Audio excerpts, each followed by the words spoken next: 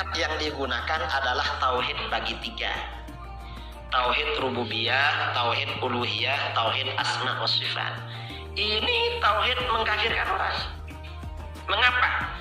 Tauhid rububiyah itu versi mereka. Tauhid rububiyah itu artinya keyakinan bahwa yang menciptakan, yang memiliki dan mengatur alam jagat raya ini semuanya adalah Allah. Mulai dari aras, langit, bumi, seluruh isinya yang menciptakan, mengatur dan memiliki adalah Allah. Ini maksud rububiyah. Apakah pengertian ini salah? Gak salah. Memang yang menciptakan, mengatur, memiliki semuanya adalah Allah. Lalu mengapa dipersoalkan oleh para ulama? Para ulama ahlus sunnah mempersoalkan. Pertama, karena makna seperti itu sebenarnya tidak hanya milik rububiyah. Uluhiyah juga punya jangkauan makna yang sama. Ini yang pertama. Jadi kalau dikhususkan pada rububiyah, ini justru menjadi masalah. Kalau dibatas-bataskan ya, dikhususkan pada rububiyah. Karena uluhiyah juga punya makna yang sama. Ini yang pertama. Yang kedua, yang menjadi keberatan para ulama, orang-orang salafi berpendapat bahwa semua umat manusia yang muslim, mukmin, kafir, nasoro, Yahudi, Majusi, Hindu, Buddha, apalagi semua manusia katanya bertauhid rububiyah. Ini yang lucu. Padahal kalau kita tanya sama orang Hindu, tanya sama orang Kristen, apakah kamu bertauhid rububiyah? Gak paham dia. Ini mereka. Jadi orang mukmin, orang kafir dianggap bertauhid rububiyah. Ini rububiyah ya. Ini rububiyah. Lalu tauhid uluhiyah. Tauhid uluhiyah itu artinya apa? Pengakuan bahwa beribadah itu hanya ditujukan kepada Allah. Ini uluhiyah. Apakah salah? Enggak salah. Memang beribadah itu hanya ditujukan kepada Allah. Enggak boleh beribadah kepada selain Allah. Cuma para ulama keberatan dengan tauhid ini. Mengapa? Pertama, makna ini tidak hanya miliknya uluhiyah, rububiyah juga begitu. Karena isti'mal, aplikasi, penggunaan ya, penerapan, tatbik di dalam Al-Quran, hadis, rububiyah dan uluhiyah itu penerapannya sama. Yang ibadah kadang menggunakan rububiyah, yang menciptakan dan mengatur kadang menggunakan uluhiyah. Tidak dibeda-bedakan di dalam Al-Quran dan hadis. Kemudian ini yang menjadi persoalan lagi. Orang-orang salafi, orang-orang wahabi mengartikan ibadah dalam pengertian yang terlalu luas, melebihi porsinya. Kalau mayoritas ulama mengartikan ibadah itu dengan ghayatul khudu' wat tadallul, puncak dari ketundukan dan kerendahan diri. Karena ibadah ini puncak dari ketundukan dan kerendahan diri, maka orang beristighatsah, bertawassul, bertabarruk itu tidak dianggap ibadah. Tetapi itu dianggap sebagai wasilah, bukan ibadah. Mengapa bukan ibadah? Karena orang yang beristighatsah, bertawassul, bertawalluq, bertabarruk dengan para nabi, dengan para aulia, dengan orang-orang soleh, tidak meyakini bahwa mereka ini punya sifat ketuhanan yang berhak untuk disembah, tidak. Tetapi mereka beristighatsah, bertabarruk, bertawassul, ini semata-mata melaksanakan wasilah yang diperintahkan di dalam Al-Quran. Ini uluhiyah. Nah, dari rububiyah uluhiyah ini ya, dari rububiyah uluhiyah ini, karena Wahabi mengartikan ibadah terlalu luas, di mana setiap orang itu menyebut nama orang lain di dalam ibadah, apalagi memanggil orang lain dalam suatu ibadah, dianggap beribadah kepada yang dipanggil dan disebut itu. Maka kata mereka, orang yang beristighatsah, bertawassul, bertabarruk itu berarti ingkar terhadap tauhid uluhiyah dan berarti menyembah kepada selain Allah. Karena sudah dianggap menyembah kepada selain Allah berarti kafir secara uluhiyah. Dia imannya tauhidnya hanya sebatas rububiyah, sedangkan tauhid rububiyah itu juga dimiliki orang kafir. Ini kata mereka. Jadi mayoritas umat Islam ini oleh mereka disama-samakan dengan orang kafir, kadang direndahkan, lebih rendah dari orang kafir. Ini gara-gara rububiyah uluhiyah. Nah, kesimpulannya apa? Tauhid rububiyah uluhiyah itu merupakan perangkat ideologis mereka. Cara ideologis mereka untuk mensyirikkan, mengkafirkan umat Islam yang melakukan istighatsah, tawassul dan tabarruk.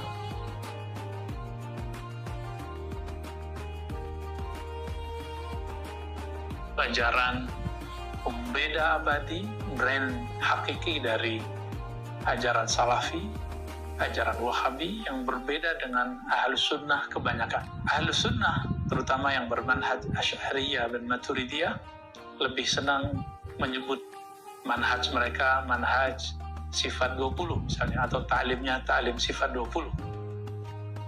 Berbeda dengan wahabiyah atau salafiyah, lebih tertarik menggunakan yang lain. Karena Ibnu Taimiyah tahun 708 wafatnya, beliau kemudian mencoba mengaransemen sendiri atau menginovasi bab tauhid, yang sebenarnya ijtihad dalam bab tauhid adalah sesuatu yang perlu kita pertanyakan. Tapi Ibnu Taimiyah ternyata tidak perlu bertanya, dia langsung mengajukan sebuah inovasi yang boleh dikatakan berbeda, dan manhajnya disebut istiqra'i. Istiqra'i ini adalah lawan dari qiyas, yaitu induktif. Dia baca dalil, kemudian dia kelompok-kelompokkan, dan dalil itu terbagi menjadi 3 kelompok. Inilah yang kemudian disebut dengan trilogi tauhid atau usul salasa, 3 tauhid. Ini kemudian sempat mati suri setelah Syekh Ibnu Taimiyah wafat, diteruskan oleh Ibnu Abdul Hadi. Udah setelah itu mulai jarang ada yang memakai. Muncullah kemudian Syekh Muhammad bin Abdul Wahab di abad ke-13 Hijriah. Beliau kemudian mengajarkan kembali dengan risalah tauhidnya atau usul salasahnya. Apa itu? Yang pertama, tauhid rububiyah.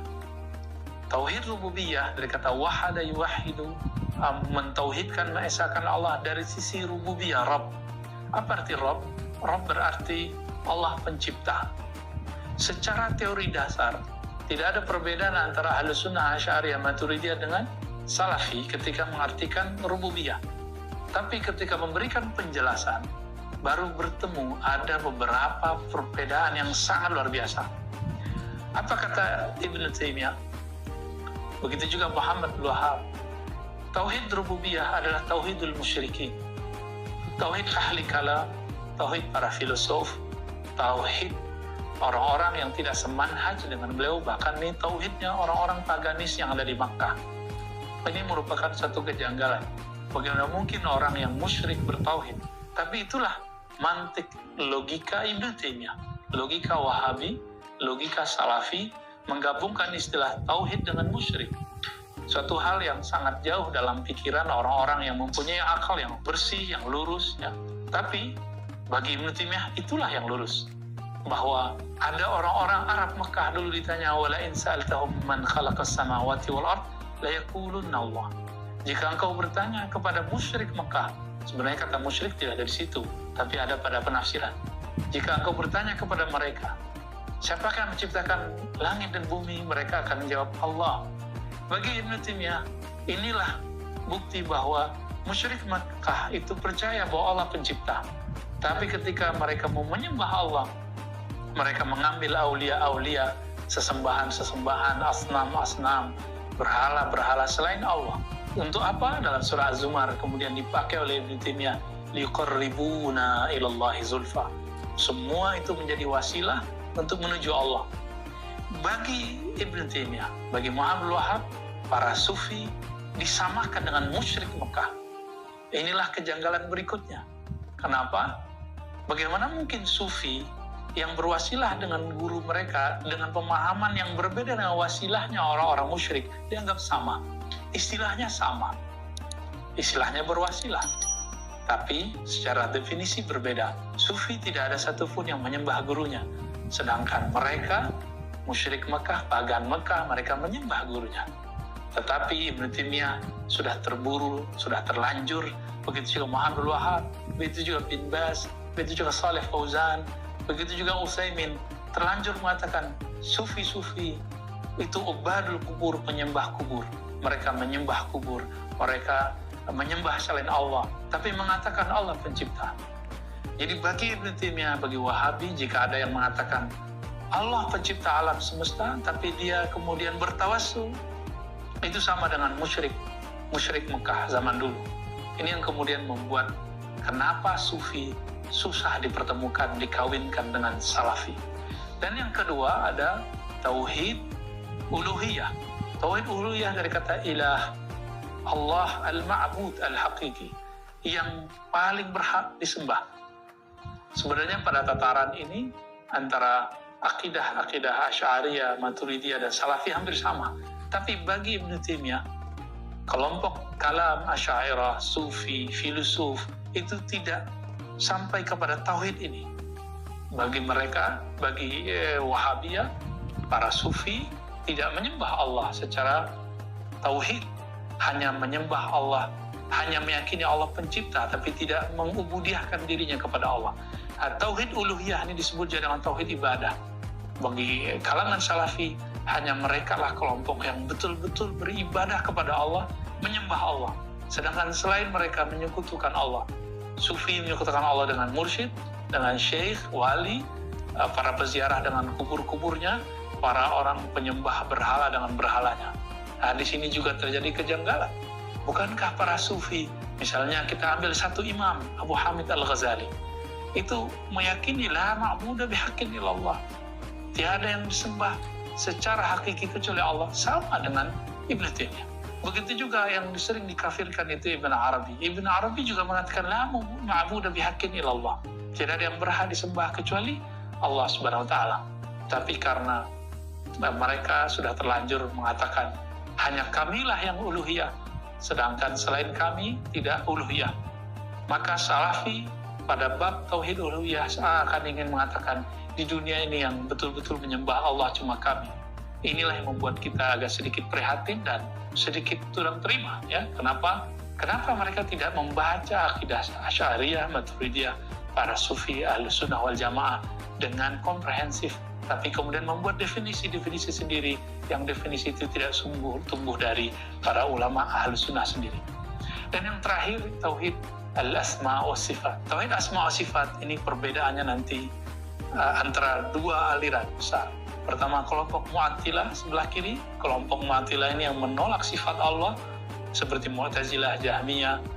Dan yang kedua, kelompok Asy'ariyah. Begitu juga Mujassimah, ya. Bagi Wahabi atau Salafi, mereka ini menyamakan antara Asy'ari dengan Jahmiyah, menolak sifat. Kenapa? Kalangan Asy'ariyah, ulama Asy'ari menerima ta'wil. Bagi mereka ta'wil itu sama dengan ta'til, bahkan lebih buruk daripada ta'til. Ta'wil menakwil sifat Allah, ta'til meniadakan sifat Allah. Ini dua hal yang berbeda. Tapi bagi Salafi itu sama. Maka teman-teman yang melakukan Allah, itu sebabnya Ibnu Taimiyah mempunyai definisi tentang sifat-sifat yang dipahami oleh Asy'ari berbeda dengan Asy'ariyah itu sendiri.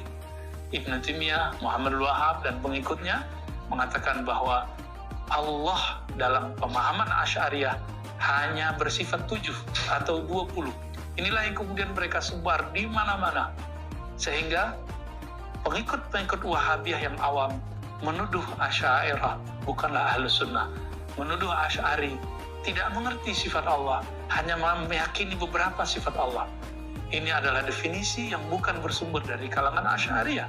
Kelompok Asy'ariyah, Maturidiyah meyakini bahwa Allah sifatnya tidak terbatas. Tapi untuk memahamkan kita, dipilihlah sifat wajib, mustahil, dan jaiz. Teman-teman yang melakukan Allah, inilah 3 tauhid versi Ibnu Taimiyah yang Nabi barangkali tidak kita temui dalam Sahih Bukhari, Muslim, Abu Daud, Tirmidzi, Musnad Ahmad, tidak ditemukan dalam tafsir Tabari, tafsir Qurtubi, bahkan tidak ditemukan dalam mazhab Imam Ahmad. Ibnu Taimiyah lah di abad ke-8 Hijriah menawarkan ini, mengajukan ini, kemudian banyak diikuti dan diklaim sebagai ajaran